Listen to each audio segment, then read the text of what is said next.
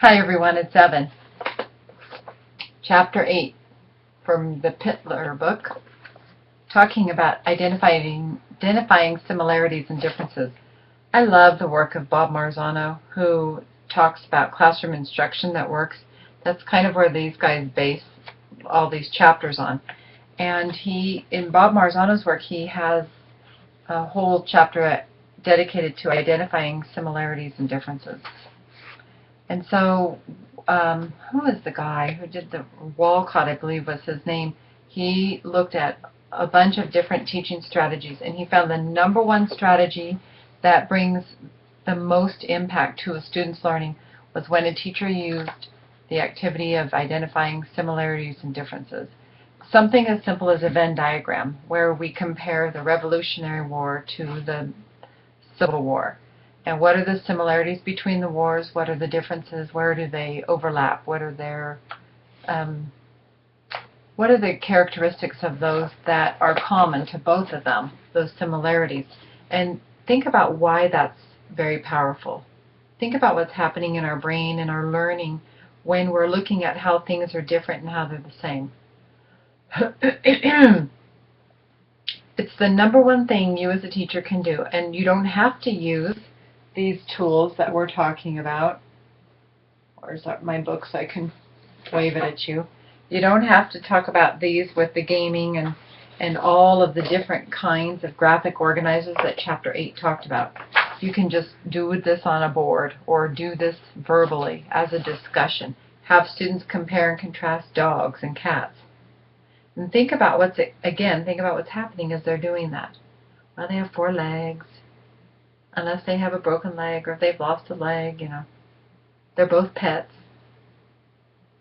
They both like to sleep in the bed with you. Those kinds of things. You're getting their brain really critically thinking. And look how they can then transfer that kind of a skill later on into their own work or learning something even more complicated.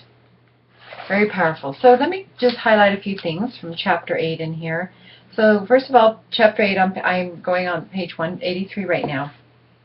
During the process, they make new connections. So as they're looking what's similar, what is different about ideas, now they're making new connections in their brain. And look at all that, comparing, classifying, creating metaphors. Then later the authors go on to say that the processes, they help to move the student from existing knowledge to new knowledge. So now that they've looked at what is similar, what is different about a concept, now they've created space and a place for learning to bring in new information about something they didn't know. Very, very powerful. Page 184 under word processing application. So look at what it says there about the graphic organizers. Great way of representing similarities and differences.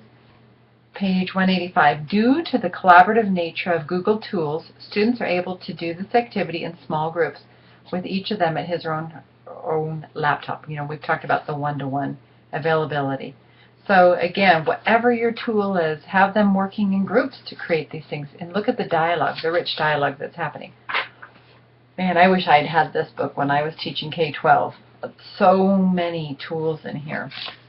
The great tool there, page 186, that classification table, and then page 187, the analogy of the day puzzle created in Microsoft Word. So a lot of you use some great tools in your discussions too. A couple of you, I couldn't open them, so I sent you a note. Go ahead and fix that. Let me know.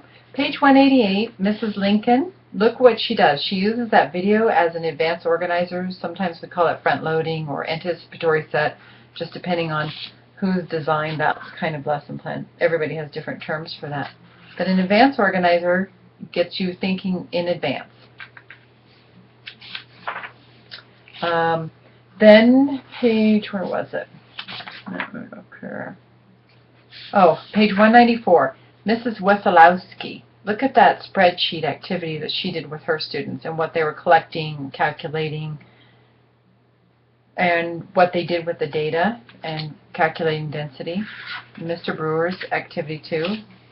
Great thing. Remember, as you're doing your discussions, to reference the reading, tie it in with what you're talking about.